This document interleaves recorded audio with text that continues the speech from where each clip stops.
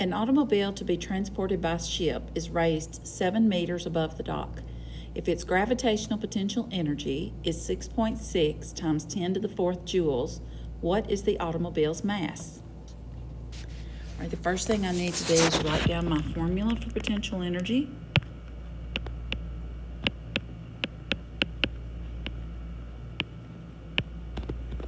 And I notice that this time we are looking for mass. So I need to rearrange this formula to solve for mass.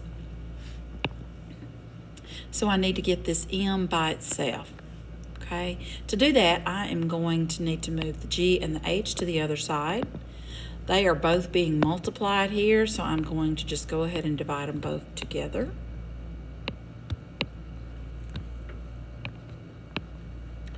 And that leaves me mass equals potential energy divided by gravity times height.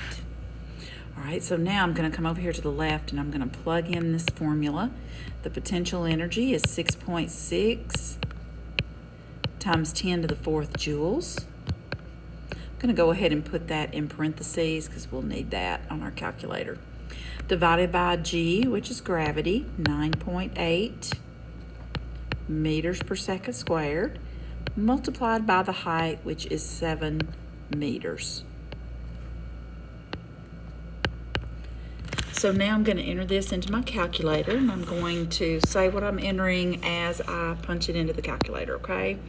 Open parentheses, 6.6 times 10, up arrow, 4, close parentheses, divided by,